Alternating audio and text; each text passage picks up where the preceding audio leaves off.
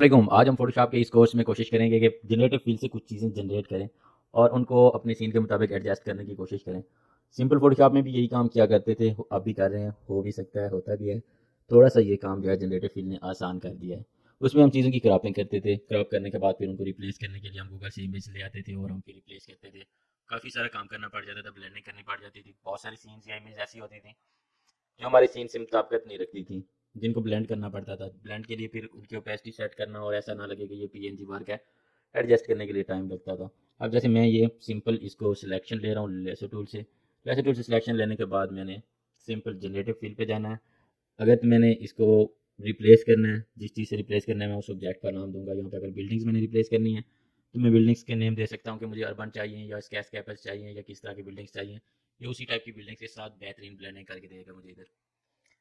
इसको अगर मैंने कंटेंट अवेयर वाला काम करना हो तो मैं यहाँ पे कुछ भी नहीं लिखूंगा, जनरेट पे क्लिक करूंगा तो ये जगह स्पेस जो है ना इस सीन के मुताबिक इसको एडजस्ट कर देगा, फिल करके मुझे दे देगा। इसी तरह सिलेक्शन लेके फिर यहाँ पे कौन सा सिटी या किस तरह का सीन आ सकता है, वहाँ पे खाली हमने जनरेट पे क्लिक कर देना है।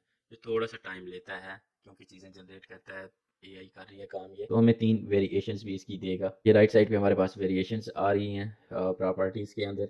ये हम इनमें से जो भी सिलेक्ट करेंगे ये वहाँ पे वही एडजस्ट करेगा। अच्छा, एक और मसला भी होता है कि ये वाली इमेज जो उसने जनरेट की है हम यहाँ से उठा के किसी और जगह पे एडजस्ट नहीं कर सकते। इसकी रीज़न ये है कि उसने उसकी ओपेसिटी और ब्लेंडिंग जो है ना उसी जगह के मुताबिक एडजस्ट की है। अगर इस जगह चीज़ को उठा के, इस इमेज को उठा के कहीं और एडजस्ट करना है, कॉपी पेस्ट करें, लेकिन फिर से प्रॉपर्टीज में जाके ये जो जनरेट लिखा हुआ है जनरेट पर क्लिक करना पड़ेगा। ये अच्छी बात है कि इसकी वेरिएशंस जो आती हैं हमारे लिए थोड़ा सा काम आसान कर देती हैं कि अगर एक इमेज अच्छी नहीं लगती हमें तो दूसरी का ऑप्शन आ जाता है। और ऐसा भी नहीं है कि जो फर्स्ट टाइम जनरेट करता है तो पहले वाली को खत्म कर देता हो जो बाद में हम जनरेट करते हैं। जितनी भी वेरिएशन आप सेम जगह पे इसकी जनरेट करते जाएंगे ये उसकी वेरिएशन जनरेटिव फील्ड के एक ही लेयर के अंदर करता जाएगा।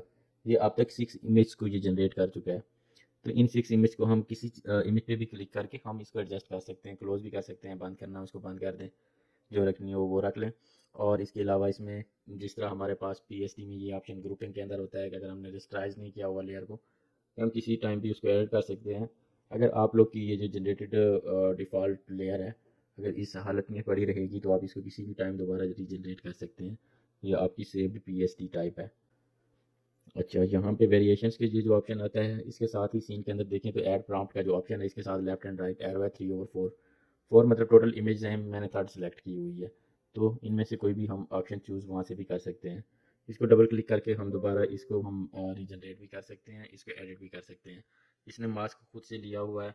मास्क एक्चुअली जनरेटिव फील्ड में इसलिए आता है कि इमेज तो वो सीधी सीधी एडजस्ट कर देता है, मास्क के थ्रू ही वो इर्द गिर्द की जो भी चीज़ें पड़ी होती हैं उनके साथ वो उसकी ब्लेंडिंग करता है। यहाँ पे मुझे बर्ड चाहिए तो मैं लिखूँगा बर्ड, जनरेट किया है और बर्ड जनरेट हो जाएगा। एडोब फायरफ्लाई और एडोब फोटोशॉप की एआई की जो भी फीचर्स आ रही हैं ये आने वाले वक्त में ना बहुत ही डिज़ाइनर्स का जो काम है आसान कर देंगी। अभी बहुत सारी चीज़ों में एआई जो है ना बहुत ही लैग कर रही है, बहुत सारे इश्यूज होते हैं, बहुत सारे रिजल्ट्स ऐसे होते हैं जो हम चाह रहे होते हैं उसके मुताबिक नहीं मिलते। तो मे बी फ्यूचर में ये चीज़ें मज़ीद बेहतर हो जाएँ। सबसे बड़ा फ़ायदा जो जनरेटिव फील्ड है इसकी फ़ोटोशॉप की उसका ये है मिड जर्नी, और इसको अगर कंपेयर करें तो उसका आर्ट वर्क बहुत अच्छा है।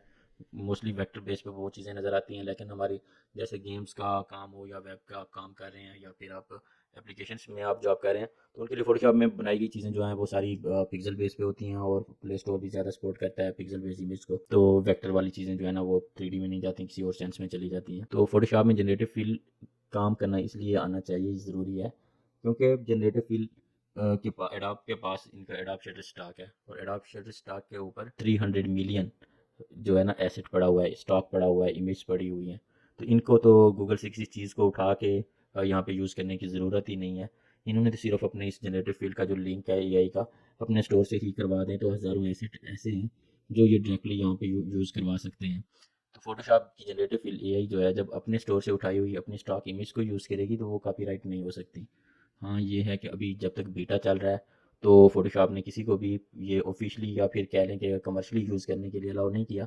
अगर आप लोग करते भी हैं तो और पकड़े जाते हैं तो क्या होगा, क्रिएटिव क्लाउड का जो आप लोग का अकाउंट है उसको ब्लॉक कर देगा, दूसरा अकाउंट बनाना पड़ जाएगा। ये भी चीज़ें सीखने की हद तक आप लोग को ज़रूर करनी चाहिए। फ़ोटोशॉप काफ़ी सारा अपग्रेड हो रहा है, अपडेट्स आ रही हैं मुसलसल और इसमें बहुत अच्छे अच्छे काम हो रहे हैं, ये आप लोग को करने चाहिए। उसकी रीज़न ये है कि अगर आप लोग इन चीज़ों को भी इग्नोर करेंगे तो इन फ्यूचर फ़ोटोशॉप हो सकता है कुछ इस तरह की शेप में भी आप लोग के सामने आ जाए जो लोग ओल्ड वर्जन यूज़ कर रहे हों अभी तक 16 17 18 वाले लोग हों, तो उनको फिर लगे शायद कि ये पता नहीं फ़ोटोशॉप में इन्होंने क्या दे दिया है, ये तो हमें दोबारा से कोर्स पर करना पड़ जाएगा, ये तो हमारी समझ से बाहर की चीज़ें हैं। अभी भी आप लोग जो हैं फ़ोटोशॉप को एडवांस लेवल पे हम खुद भी यूज़ नहीं कर रहे हैं। फ़ोटोशॉप के अंदर बहुत सारी दुनिया है, स्पेशली अब अगर हम गेमिंग के डिज़ाइनर हैं, यूआई यूएक्स डिज़ाइनर हैं, या फिर पोस्ट प्रोडक्शन के लिए या फिर मॉडलिंग के लिए हम फ़ोटोशॉप जो यूज़ करते हैं, कोई ज़्यादा हम यूज़ कर लेते होंगे तो 5 to 10% यूज़ करते हैं टूल का। हालांकि टूल बहुत बड़ा है, इसमें बहुत सारी चीज़ें हैं, इनको यूज़ करने के बहुत सारे तरीके हैं, इसमें बहुत अच्छे से रिजल्ट निकाल सकते हैं हम। लेकिन हम सिर्फ क्या करते हैं, शेप्स बनाते हैं, ब्लेंडिंग ऑप्शंस का पता है, लेयर्स का पता है, कलर्स हैं और चैनल्स वगैरह का आइडिया है, रेज का है और ब्रश वगैरह है। तो ये 5 7 10 ऑप्शन हम ऐसे समझे, 8 10% हम ओवरऑल टूल का यूज़ करके हम कहते हैं कि हम फोटोशॉप में एक्सपर्ट हो चुके हैं। फोटोशॉप कुछ और है, ये बहुत बड़ी दुनिया है, इसमें बहुत कुछ है। और इसके लिए मैं स्पेशली मैंने एक और कोर्स भी रेडी किया हुआ है, इंशाल्लाह वो भी 2 4 दिन में अपलोड कर दूंगा। उसमें मैं गारंटी से कहता हूँ कि वो लोग जो 2 3 साल से भी अगर फ़ोटोशॉप को यूज़ कर रहे हैं, तो वो फ़ोटोशॉप के ट्यूटोरियल्स देखने के बाद उनको फ़ील होगा कि उनको फ़ोटोशॉप सही तरह नहीं आता है, क्योंकि उसमें एडवांस टेक्निक से लेकर जो जो चीज़ें भी हो सकती हैं, मैंने वो सारी उसके अंदर करवाई हुई हैं। अब मैंने बर्ड का एंगल चेंज करना है, अब दोबारा आता हूँ मैं इस जनरेटिव फील्ड पे। अगर इस बर्ड का मैंने एंगल चेंज करना है तो इसको मैं रोटेट भी कर सकता हूँ, बाद में रोटेट करना होगा तो उसके लिए ये है कि दोबारा से मुझे जनरेट पे क्लिक करना पड़ेगा ताकि वो सीन को उसके साथ सीमलेस कर सके। और रोड्स हैं, अब एआई को पता है कि अगर ये रोड्स हैं तो इसकी जो नीचे वाली साइड्स होंगी वो किस तरह की होनी चाहिए, कैसे होनी चाहिए। मैं इसके नीचे भी रोड का नेटवर्क भी जनरेट कराता हूँ, वाटर का भी क्रिएट करवाता हूँ। इसको एक हम कंप्लीट पूरी जो है ना सीनरी बना के देखते हैं कि जनरेटिव फील्ड जो है ना वो क्या क्या काम कर सकता है। और इस चीज़ को देखने के बाद आपने ये भी सोचना है कि अगर आप लोग इसको मैनुअली करते हैं तो आप लोग का कितना टाइम लगता, कितने टाइम में ये चीज़ें होनी थी। अगर जनरेटिव फील्ड से ये चीज़ें हम कर रहे हैं तो ये कितने टाइम में हमारी कंप्लीट हो रही हैं। अच्छा, अब हमने करना क्या है कि हमने इस एरिया को एक्सटेंड किया है, एक्सटेंड करने के बाद हमने इस सीन को कंप्लीट करना है। हमने जो इमेज ऊपर क्रिएट की हुई है इसके अकॉर्डिंग हमने नीचे रोड्स क्रिएट करने हैं और इसी तरह की सीनरी देनी है, डेप्थ आनी चाहिए, हाइट ऑलरेडी क्रिएट की हुई है तो इसी के मुताबिक नीचे रोड भी क्रिएट होने चाहिए और उन रोड्स के जॉइंट्स भी होने चाहिए। इसके एक रोड जो ऊपर से आ रहा हो वो नीचे जो भी रोड हैं आप लोग के उनसे कनेक्ट होना चाहिए। देखें किया है जनरेट, लेकिन नीचे आके थोड़ा सा मिसिंग हो रहा है। हम इसको दोबारा से भी रीजनरेट करवा सकते हैं, लाजमी नहीं है कि जो इमेज ठीक नहीं आई उसको दोबारा से पकड़ के सारी की सारी दोबारा वो रीजनरेट करवाएं। जहाँ से ठीक नहीं आ रही उसी जगह को सिलेक्ट करें और सिलेक्ट करके उसको दोबारा बता दें कि यहाँ पे जो चीज़ ठीक नहीं है सिर्फ स्पेसिफिक उसी चीज़ का नाम दें। अब यहाँ पे मुझे लगता है कि रोड यहाँ पे सही तरह कनेक्ट नहीं हो रहा था, तो हम यहाँ से रोड को सिलेक्ट करेंगे और सिलेक्ट करने के बाद हम इसको जनरेट फील्ड में जाके लिखेंगे कि रोड, ताकि वो सिर्फ रोड ही यहाँ पे क्रिएट करे और इसके साथ मिला दे।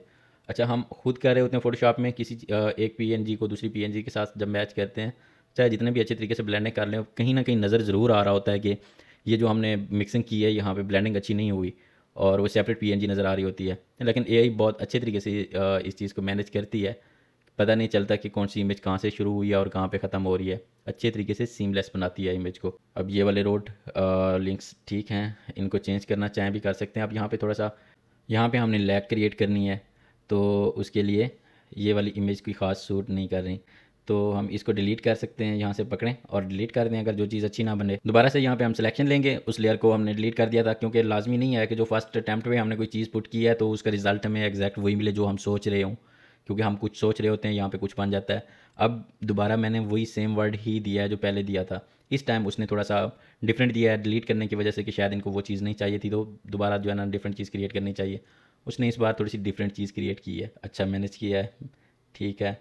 लेकिन थोड़ा सा ऊपर जो रोड ऊपर से आ रहा है इसको अगर हम यहाँ से एक दोबारा लेसर टूल से अगला लिंक बना के दे दें कि इसको इसके साथ कनेक्ट करें, तो वो इस लैग को ऐसे रहने देगा। जो ऊपर छोटा ऑब्जेक्ट हमारी सिलेक्शन के दरमियान में क्रिएट करेगा वो इसके ऊपर से ब्रिज भी बना के दे सकता है, हमें रोड भी बना के दे सकता है। इसको हम बता सकते हैं कि हमने यहाँ पे ऑफ रोड देना है तो वो यहाँ पे ऑफ रोड बना के देगा। हम उसको कंक्रीट का कहेंगे, हम उसको जो भी कहेंगे, हम हमारी प्रॉम्प्ट पे डिपेंड करता है कि हम उसको किस तरह की कमांड देते हैं।